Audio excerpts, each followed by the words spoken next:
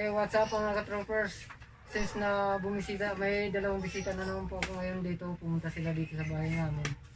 Actually, wala kami sa loob, nandito lang kami sa labas. Ipakikilala ko po ngayon sa inyo yung dalawa kong kasama sa junior team namin. Ako si Erickson Suklad po. At ako naman si Christian Ortega. So, ito, nagpapasalamat ako na nandito sila ngayon. May pagkakataon na naman ako ma-interview sila. So, unahin ko kung tanungin itong nasa malapit sa akin, si Katropers Erickson. Katropers Erickson, ngayon pa lang ng pandemya, ano ba ang kadalasan mong ginagawa? Ang kadalasan namin ginagawa ko ay wala. Kain tulog lang sa bahay. Tapos naglalaro ng computer, ganun, billiards. Kaya minsan nagdi-dribble lang sa kalsada, yun lang. Tapos uwi na ulit. Tapos kinaumagahan, ganun din. Kasi hindi naman kasi pwede maglaro ng court kasi ngayon kasi may mag-uuli. Kaya kailangan sumunod pa rin tayo sa mga patakaran para hindi naman tayo maulit ng sakit sa ulo sa lipunan. Tama yun. Yun, mababait talaga itong mga kasama ko. Alam nila na kahit sa mga edad nila na ganito, nakakapag-isip na rin po sila kung ano yung mali at saka ano yung tama. So, sa pamilya nyo, okay lang ba? Wala bang nagkasakit sa ngayon na panahon natin? Wala namang coach. Lahat naman kami ay healthy sa bahay.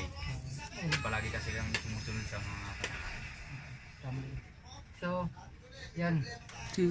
Nakuha po natin yung pahayag ni Katropers Erickson. Ngayon naman po ang tatanungin ko ay ito, kasaway po. Ito pala si Christian. Nakilala ko pala siya nung nagpa-practice kami dun sa Victoria. Actually, dati hindi ko pa siya kakilala. Tapos nakita ko lang siya nagpag-laro dun sa mga bata din na kasama ka ba nun? Pati sila Aaron pala o sila mo ba kasama. Tapos nakita ko po. Ano rin kasi, magaling din kasi kaya shampoo nga kwa. DJ Palmolive Green may isa. Kanina? Siya. Ang sinasabi niya. Dati. So, nakita ko siya dun sa basketballan. Green. Nung pagkatapos noon, in-approach niya ako kung pwede ba siya makijin sa amin. Sabi ko na sige, kaya nakilala ko siya.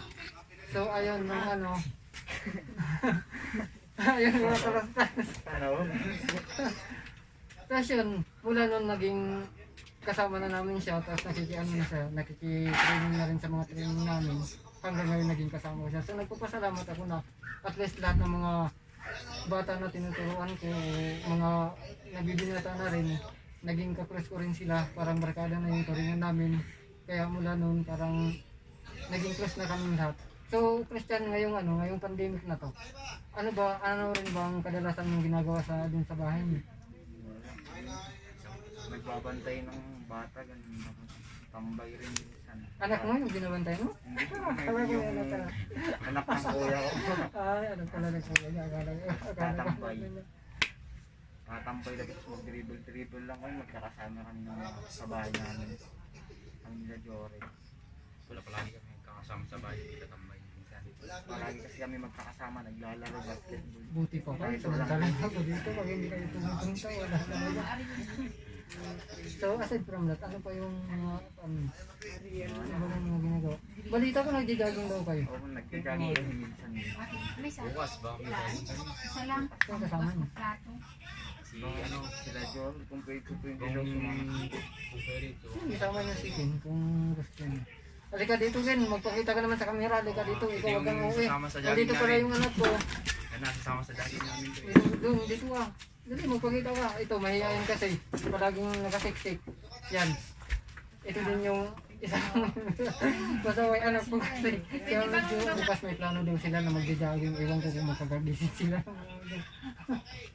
So, ito muna sa ngayon mga ka-troopers. Pala.